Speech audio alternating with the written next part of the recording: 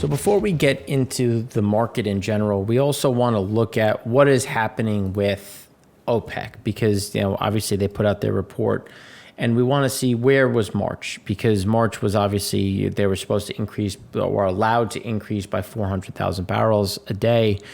But one of the things that we keep talking about is when you look at the increases, Nigeria obviously was down negative 24,000 barrels a day, Congo down 15, Angola down 8. When you look at floating storage, there's no incentive for them to increase because why would I increase when I can't sell and I'm sitting on a record amount of floating storage? I'm going to leave it in the ground. Now, Saudi Arabia, when you look at where floating storage is, where the demand is, they keep raising prices. So they have no real incentive. They had a little bit extra of floating storage. That dropped down. As that dropped, that prompted them to push OSPs much higher. And then right now you have OSPs that are over $9 above dated Oman, Dubai. And the spread between Oman, Dubai, and dated Brent is $5. So no one's really looking to buy from you. So again, those are some of those small increases. And then obviously you have Russia, where Russia has a behold that they have to sell. And we've said this before. We've had different charts. They only have 8 days of storage. At their current rate, they'll run out of storage in 50 days. They need to sell at any price. And that's where China is kind of playing at. It's like, oh, what price are you going to sell us at? And so why would you, if you're Asia, I can sit there and buy cheap or very discounted Iranian crude, and now Urals, ESPO, and SOCOL. So it's like, well, why am I going to go out and buy West African crude?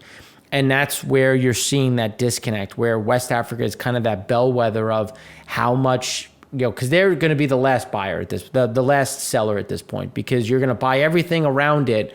And then once you're done with that, you're going to go and buy that West African piece. So as they remain so elevated, so when you look at these numbers, it is fairly skewed because West Africa is so far over compliant in their production. But it's really because they have nowhere to sell. They're not selling their crude. They're unable to find buyers. Now, that's their own fault as well. They're just not willing to deal. They're keeping prices elevated. And that's all relative because they keep dropping prices. But again, I can get Urals at $40 below dated Brent, or I can go buy, Nigerian $2 below dated Brent. Which am I going to do? And again, that's where and then at the same time, Russia's transacting in yuan. They've already done one and are willing to do more. They've waived the needs for an LOC or a line of credit.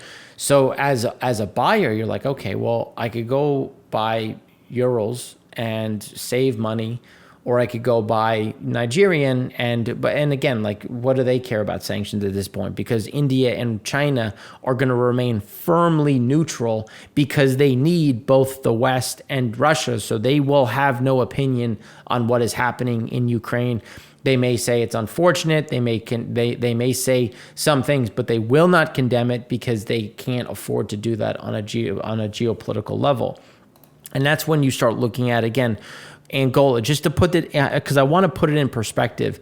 Asian buyers are the dominant crude buyers. Look at China and India and just look at where they are and look at that kind of natural drop, especially as you get into the end of 2020, that's when we saw more Iranian crudes showing up, or, at that point they were still trying to hide it. So Malaysian.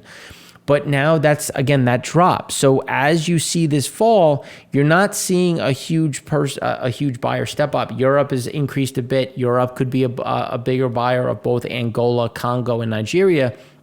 But they're also focused on distillate. So how are they going to find the yield for the most gas oil? And then the question is going to be, obviously, you've seen an increase in other Asian nations, things still remaining elevated. Now, when we look at the demand front has come back down.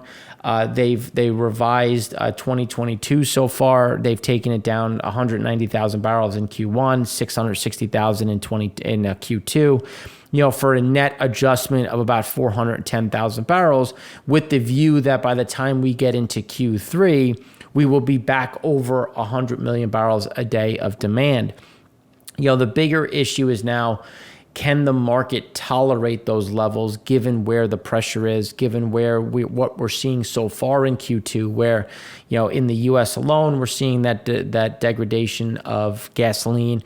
Now we're seeing it on the distillate front as trucking becomes unfavorable and people unwilling to sell or to transact at those points. So that's when you start looking at, well, how much can really be tolerated? We've seen China come down. So we do think that there is downside risk to the demand front when we're looking at Q2.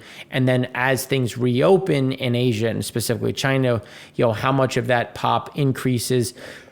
So we will get an increase in Q3 as we normally do, but the question will be by how much, or will we see a bit of that over that kind of pressure point? So now when we look at crude oil on the water, obviously we're well below where we were in 2020, but we're still at seasonally adjusted all-time highs outside of 2020, and we're going to continue to be there as not only is there more floating storage, but there's just more crude on the water as that crude keeps getting added, both from Russia and from West Africa. You're seeing just more crude get pushed on. And as we've been saying with Europe, as we gave some quotes to a Middle Eastern outfit looking at, well, can Europe replace Russian crude? And the short answer is yes, they can. But the long answer is it's really costly because you're just going to increase miles per ton. How much was Urals were coming by pipe? How much was being exported? It's not as easy as, oh, well, yeah, just going to pick it back up, because when you look at Russia, so let's just say Russia was producing 10.5 million barrels a day. They consume 2 locally. So now you have 8 million that move, right? So now you have 8 million that move. About 4 million go on the water, 4 million go on pipe. So that's a lot of oil. Some of that goes to Asia, but a large part of that goes into Europe. So the question is going to be, can you replace it? It will be difficult. It will be costly, but the answer is yes. But can Europe afford that? And that's when, as we said in segment 1, they've still maintained their half of, but they're still pulling in over 1 million barrels a day of Urals, closer to about 1.7. That's below the 3 million that they were pulling in February, but still, there's still coming kind of that stickiness when you look at that flow through into Europe. And those movements are keeping crude oil in transit very elevated. We're right in line with where we were in 2017 and 2019, obviously below where we were in 2020. But again, still at that high end because you still have some of those buyers. You still have that crude coming through and moving. And then obviously it's not the closest trip from the Black Sea into Asia. So you're also going to see an increase in underlying transit times, which is, again, those miles per ton that are going to keep things moving through and elevated. Now, when you look at global crude oil floating storage, you can see that we're still elevated, but that floating storage is a bit lower just because there is way more crude in transit. There's also a thing called slow steaming where, you don't need it right away, so I'm not going to pay for that extra shipment or for that speed, so I'm going to try to preserve the fuel oil. And you can get it, bring it here when you get it here when you can. And so again, that's also leading to that drop in floating storage and that elevated piece of transit. But again, that's just going to be a swapping period in terms of when does it show up. And we do think that there is continuous, movements higher, and we will get much closer to 2021 levels. Now, when you look at crude oil, crude exports and product exports from the U.S., gasoline had a small drop of 940,000 barrels. Still 143,000 above the 5-year. That'll remain elevated. Again, that swap between summer grade, winter grade.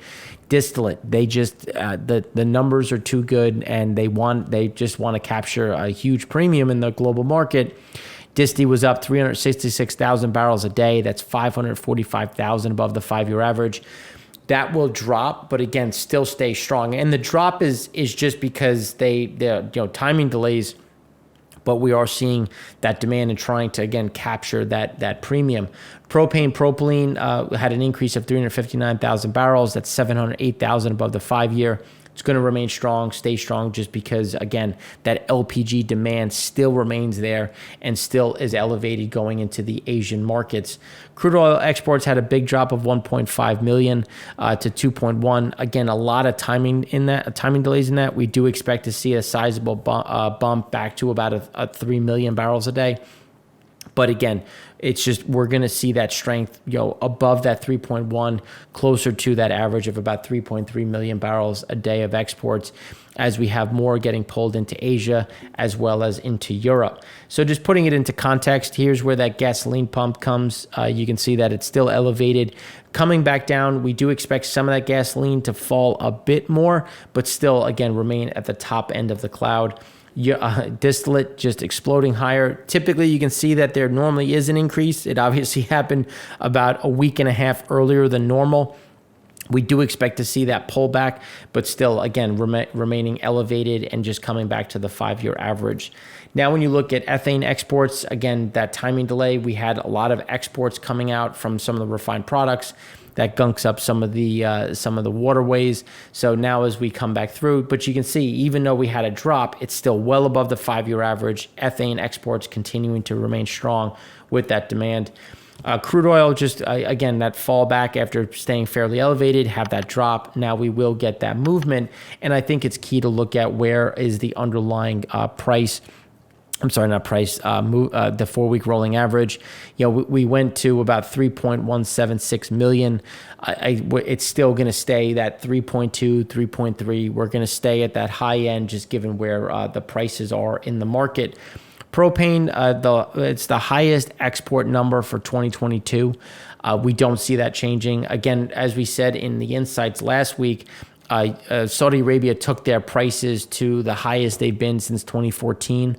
So just given where that is, it's just where it's going to put more of our LPG on the water, and it's going to be a good premium for the U.S.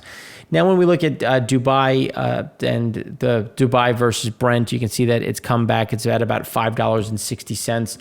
Still elevated when you go back through time, but you get an idea that it has fallen right back to that top end. And when you look at and think about what Saudi did, did they do this because they assumed it was going to stay near $10? Because when you look at the spread, they're 960 above the Dubai spread. So you look at Dubai, it's like, all right, well, KSA is now 960 above. So it's still competitive. It would still have been competitive against Brent Dubai.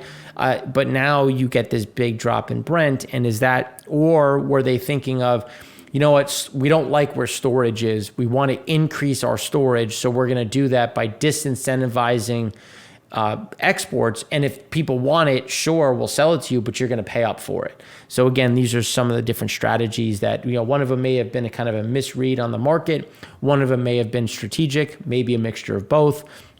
But again, those are things that we've been looking at. Now, Singapore refinery margins, they dipped a touch, but obviously still through the roof. Prices are elevated for all the reasons that we've been talking about. When we look at the shifts from costs just going up, but obviously we also have a very rich distillate crack, and here we are again at $18.49. All the reason that you'll continue to try to run your refiners as hard as possible. So now when we start looking at some of the different pieces and shifts in the floating market, let me just pull up the CPC. So CPC, more than half of Russia's crude. So when you look at Urals, that has flowed into Europe. CPC loadings for May to rise to 5.56 million tons. Right now, that's something that we continue to see happening at this point, where CPC will remain a bit higher. So now when you look at April, so here you can see Libya has increased a bit. We were expecting about 1.07 to 1.1 million, so right in line.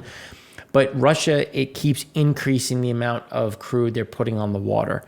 And the reason why is because if Europe is taking less by pipe, they still need to get this in the market. So the way to look is to see where are they on the front of moving crude into water.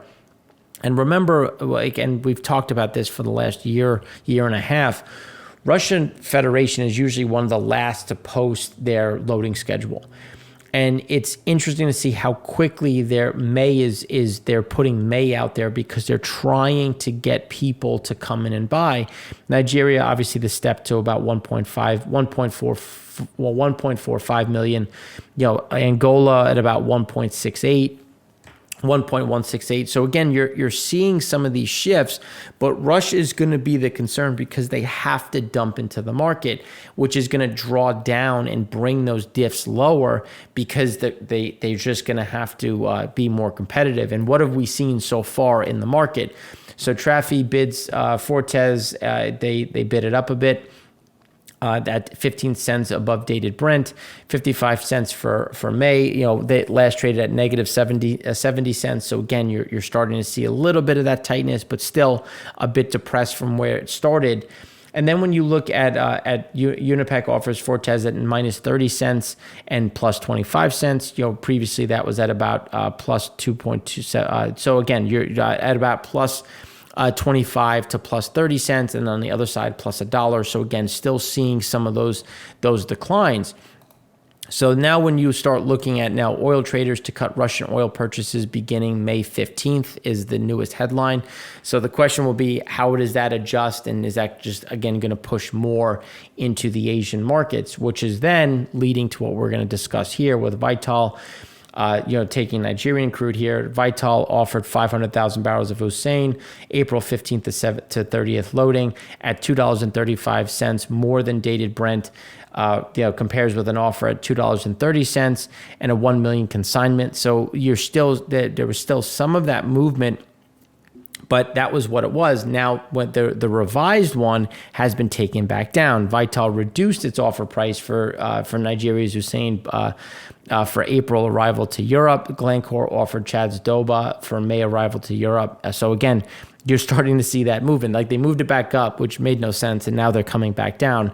So Vital offered the 500,000 barrels at $2 more than dated Brent, which is now and remember before it was at $2.35. So you got that drop of about 35 cents. Glencore offered 950,000 barrels of Doba crude at $3.30 more than dated Brent.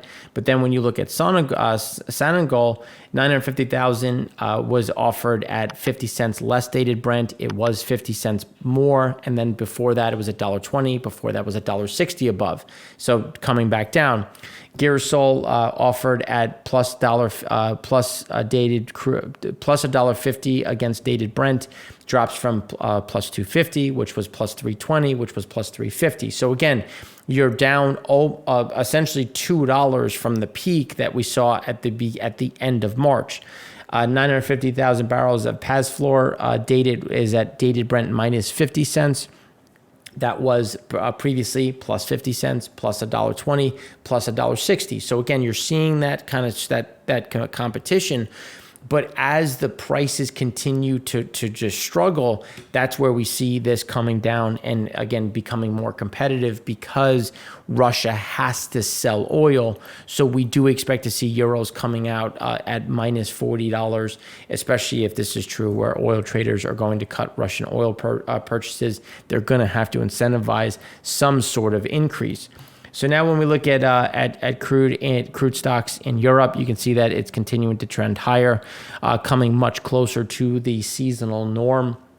We do expect that to continue to grind up a bit just because you don't have as much demand. And the question will be now, what are you rushing to get some of these euros in there before you see some of this trading stop?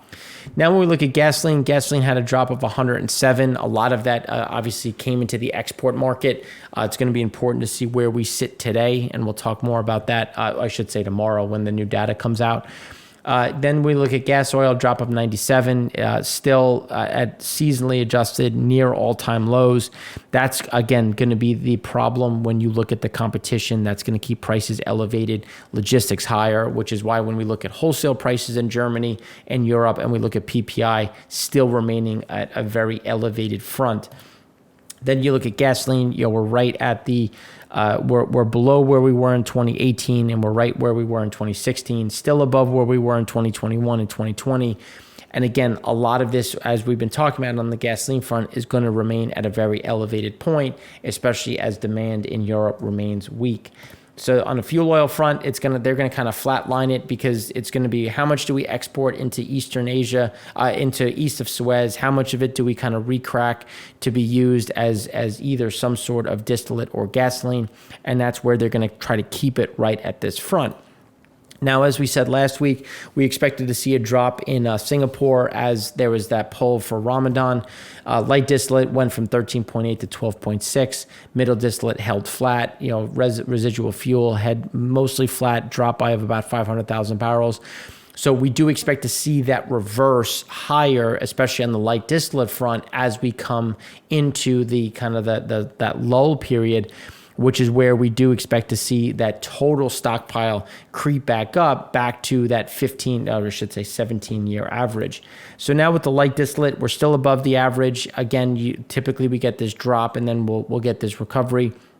And we expected to come back to that low point that we had at the beginning of March and just kind of stay there, as we do have China looking to dump more product into the market, which again is going to back up some of that light distillate front. Middle distillate, seasonally adjusted, all-time lows. Again, going back to 2007, there is lower, but again, why?